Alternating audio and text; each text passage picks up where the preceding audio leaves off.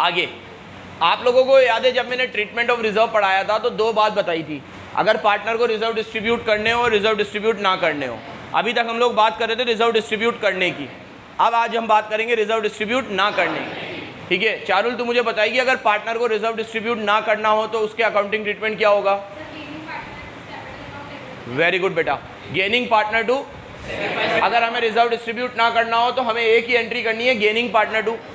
तो अगर क्वेश्चन में लिखा हुआ हो रिजर्व डिस्ट्रीब्यूट नहीं करना तो हमारा काम और आसान हो गया।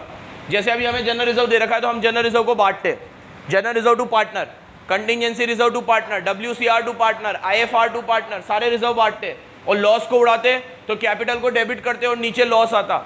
अब हमें इतनी मगजमारी नहीं करनी, एक ही एंट्री पास करनी है, gaining partner to sacrificing partner, पाप कटा। तो sir gaining partner to sacrificing partner तो गुडविल में भी करते थे, हाँ तो यहाँ भी करेंगे। तो अब हम लोग दोनों के लिए करेंगे? नहीं, दोनों को मिला के करेंगे।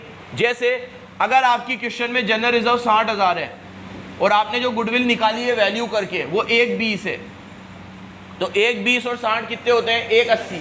तो हम लोग 180 से एंट्री कर देंगे, 180 से नहीं, 180 का गेनिंग सैक्रिफाइसिंग। अब जैसे गेनिंग सैक्रिफाइसिंग 1/18 है तो 18 से 18 कट जाएगा, एंट्री होगी 10,000 से। कितने से होगी?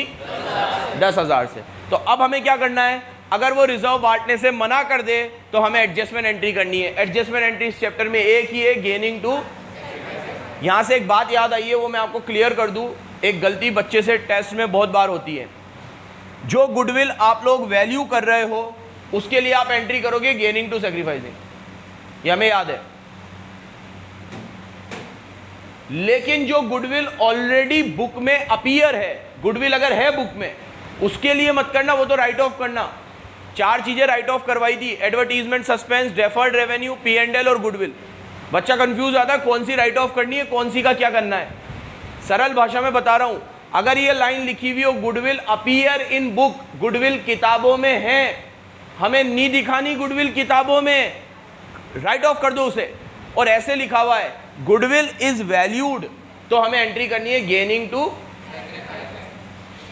समझ आई ना ये बात? जो गुडविल वैल्यू करते हैं ना, ये हमने निकाली है, और इसलिए नहीं निकाली कि किताब में दिखाएंगे, इसलिए निकाली है ताकि गेनिंग टू एंट्री कर दे। और ये पूरा मैंने एक लेक्चर लिया था समझाने के लिए कि गेनिंग पार्टनर सैक्रिफाइसिंग पार्टनर को पैसे क्यों देता है, बहुत डिटेल में समझाया था।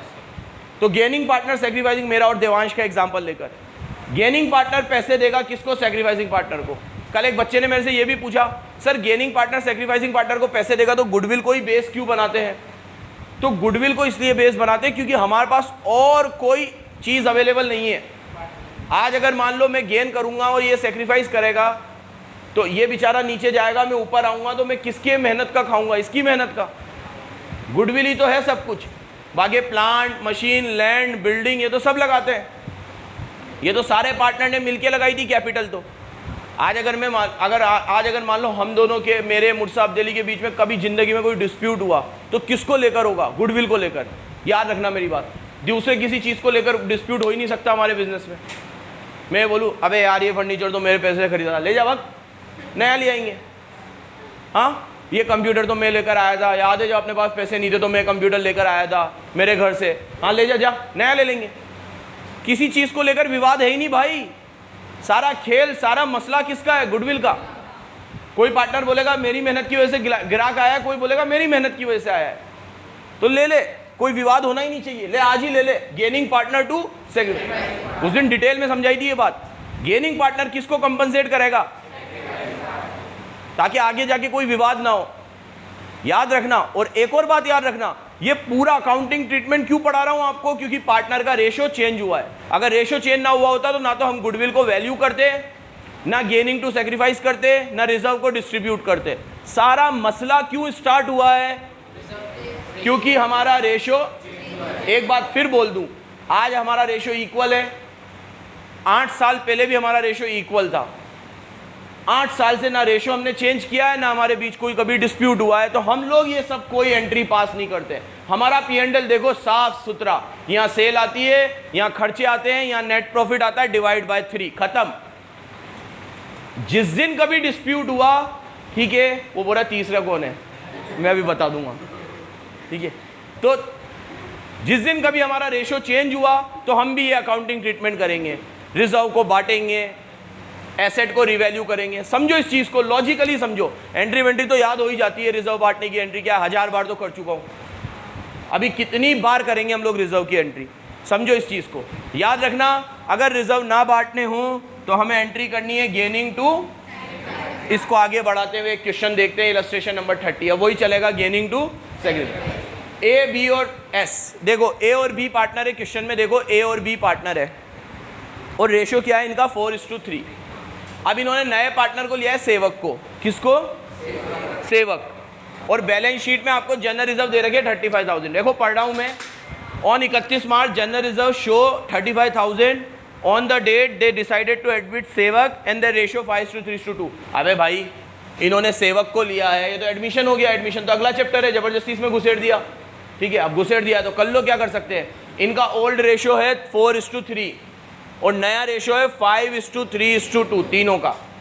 अब आपको दो केस पढ़ाने हैं, case number 1 when they want to distribute reserve और case number 2 when they don't want to distribute, जब उन्हें रिजर्व डिस्ट्रीब्यूट करना है, जब उन्हें रिजर्व डिस्ट्रीब्यूट कोई बात नहीं, घबराना मत। यहाँ देखो, यहाँ पहली एंट्री, अगर रिजर्व डिस्ट्रीब्यूट करना है तो general reserve account debit to S capital.